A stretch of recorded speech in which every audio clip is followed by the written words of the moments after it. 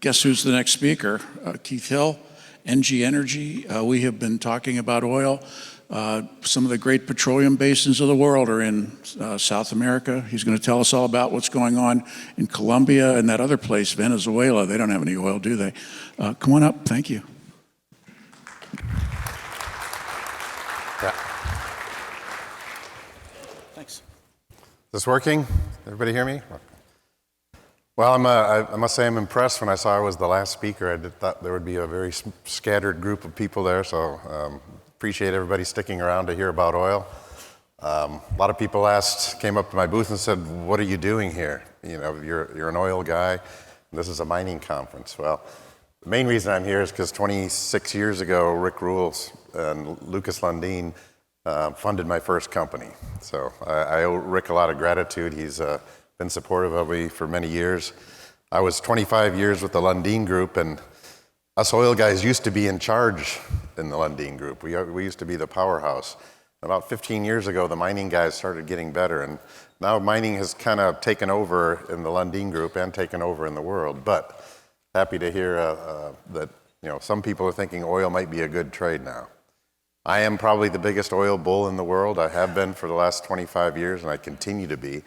And I think oil is going to be, I'm more excited about the oil business now than I have been in the 30 years that I've been working here. So anyway, I guess this is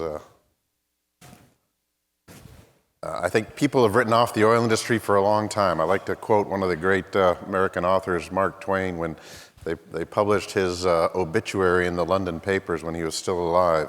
He said, the reports of my death are greatly exaggerated. And I think that's the way I feel about the oil industry. I think for the last 10, 15 years, people have been saying, we've got enough oil, peak oil's here, with all the climate change stuff, just don't worry about oil, it's going to be a thing of the past very soon. And that's actually completely untrue. If you look at the oil demand over time, this is from 1960 onward, it's a straight line. Oil demand will continue to rise in our lifetimes. It is not price sensitive. The only little dip we had was in the COVID year, but oil demand is inflexible. We need more and more of it, and there isn't anything that is going to rationally replace it in the short term. I think everybody talks about the transition, and I think we are transitioning. We're trying to build as much renewable energy as possible, but it's just falling way short.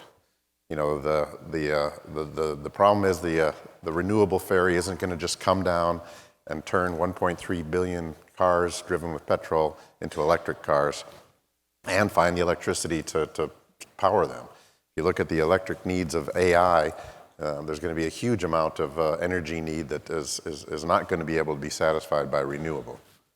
And you kind of look at that growth that we see on the chart on your right, kind of shows oil, gas versus renewables versus nuclear versus hydro.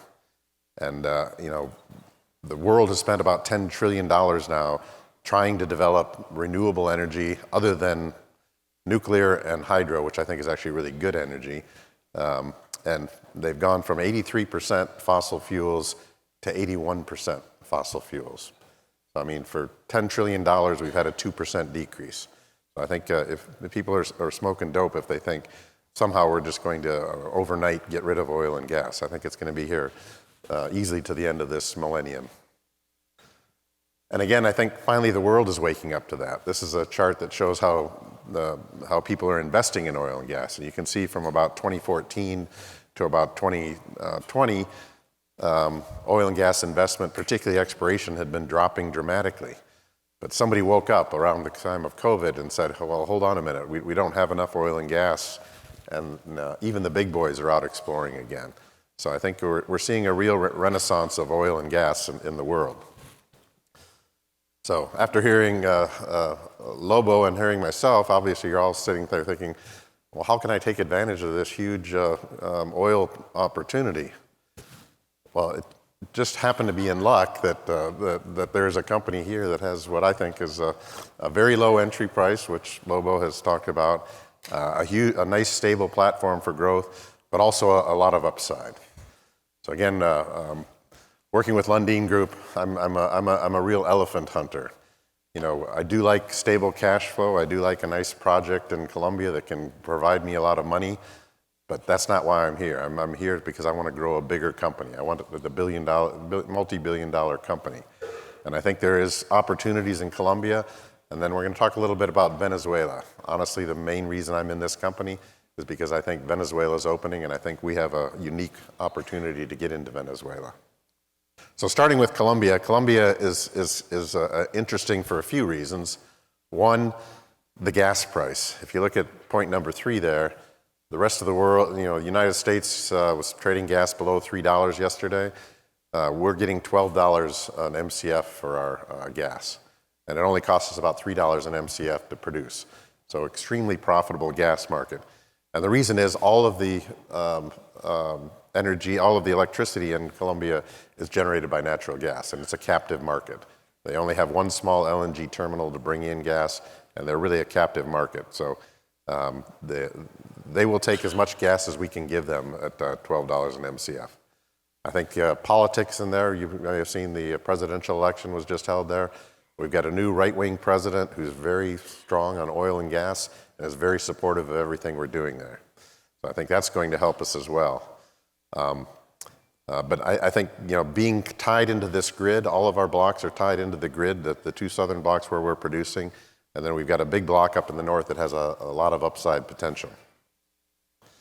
So the Sinú-9 block, which is our primary block that we've been working on, we drilled 6 exploration discoveries in a row. We're ramping up production from about 10 million cubic feet a day. We hope to be close to 80 to 90 million cubic feet a day by the end of this year.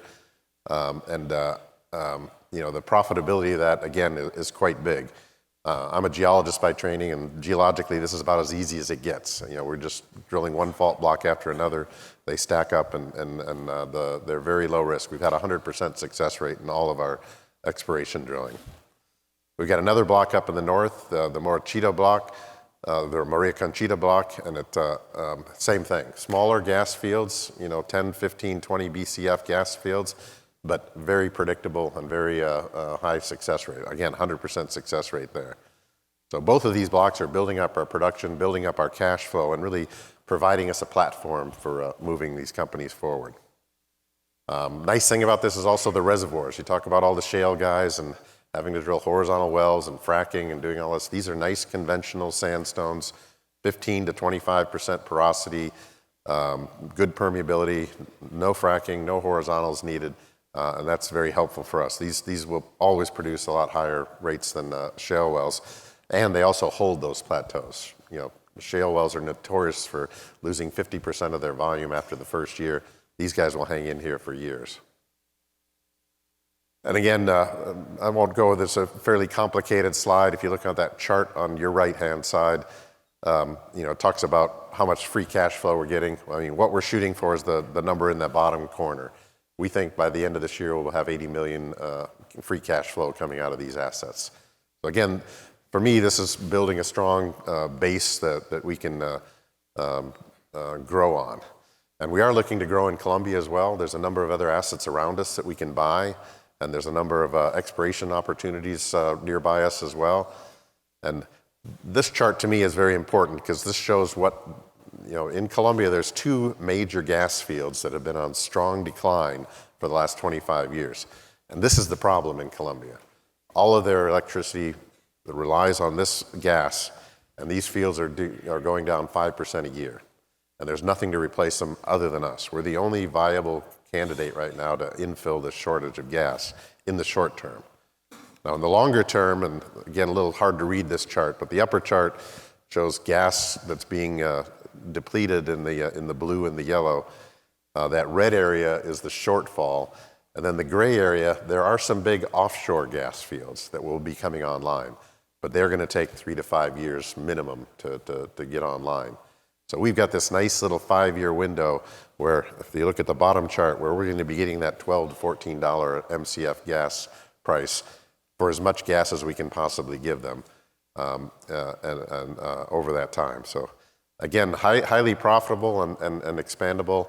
And I would say, from the areas that I've worked, relatively low risk. I mean, I've worked in Russia, Somalia, Sudan, other places like that, and Colombia to me is actually what I would consider a fairly low-risk opportunity. There is upside here. The upside, one of them, and I like gas, especially in Colombia, but oil is always better than gas. Oil is always more profitable than gas. And we do have in our block, in our Sinú-9 block, there's a whole area that we think is oil prone, light oil prone. So we will be drilling some wells there probably next year to prove that up, and that would be a big expansion. The other one is that block I pointed to briefly, the Tiburon block, which is on the very northern part of the Colombian peninsula. It's big stuff. It's multi-TCF, 3, 5, 7 TCF type gas fields. And it's not outrageous because just across the border in Venezuela, the Paria gas field has about 6 TCF in the same geology. So we will be drilling a well there first half of next year, and that one is a real swing for the fence, a true elephant hunting exercise. Again, I've talked about regional expansion, not just in Colombia, but into neighboring countries. We'll talk about in a minute. And then reserve conversions. As we drill these wells, we keep adding reserves, keep adding production life, and the good news, all the pipelines there have huge amounts of capacity. We can sell as much gas as we can find. But the reason I really joined this company about 7 months ago is I think a once-in-a-generation opportunity, which is Venezuela. Venezuela, there's nowhere else on earth that you can find the type of projects like you find in Venezuela. Venezuela has 17% of the world's oil reserves, more than Saudi Arabia, more than Iran, more than Canada. A lot of it is heavy oil, and heavy oil, the Orinoco Tar Belt, is not for us. But there are a lot of nice light oil opportunities, and there are a lot of gas opportunities. And that's where we're going to be focused on. We had 3 or 4 deals that we're in the works on. I think if that earthquake hadn't hit 10 days ago, I was hoping to come to this conference and announce our first one. But I think there's a pretty good chance within the next month or so we will have our first one under our belt. And I think the first ones into Venezuela are going to see a lot of rewards. Because if you look at the chart on your right-hand side, they used to produce 3 million barrels of oil a day, and they had the reserves in the plan to go up to 6 million barrels of oil a day. And then, of course, Chavez and Maduro and the populist movement came, and they just crushed the entire country. So they're still producing now less than 1 million barrels a day. But it is operational. It is possible to operate there. 1/3 of that oil that's being produced today is being produced by Chevron. So there is one American oil company that suffered through the last nationalization phase and did quite well at it. So it's not the easiest place to operate. As our CEO, George, likes to say, the above-ground risk in Venezuela is very high. The below-ground risk is 0. We're looking at fields that used to produce 300,000 barrels a day that are now producing 1,500 barrels a day. There's 290 wells in that field. Probably half of them you could go back in and just recomplete. So from a geology, from an engineering, from a production standpoint, it's as simple as it gets. Logistically, quite difficult. But we're coming in from Colombia, and probably the easiest way to bring stuff into Venezuela. Venezuela has only one operating port, and it only has 3 cranes. So it's not going to be easy to bring kit in there and bring in drill rigs, bring in pipe, bring in all the things you need. But we believe we can bring it in from Colombia by road. So I think that's going to be a real advantage for us. One always likes to prove that something has value by selling it to someone else. I mean, Lucas Lundin always taught me that don't worry about what the stock market says the value of your company is. Eventually somebody's going to come in and buy it, and they're going to tell you what the real value is. So there's a big French company called M&P, Maurel Prom, who came in and bought half of our interest in one of our blocks for $150 million. They've taken over as operator, and they're a very good group. And I think that gave us a real, a pat on the back and saying we've got a nice block and we're doing the right thing. It also gave us, a very good balance sheet now. We only have $25 million of debt. We're quite fiscally solvent, and we've got very strong backers. 31% of our shares are held by insiders, many of them who've been big contributors. So we are very financially viable as well. But I think, bringing in that partner and bringing in somebody that can help us operate, we're not a big operating company.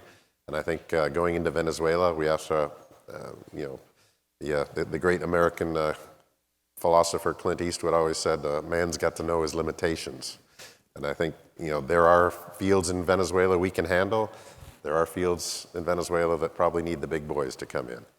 And I think what we're looking at is kind of those medium-sized fields, the 20, 30, 40,000 barrel a day fields that without putting too much money in, we can handle. But we will eventually look to get partners there as well.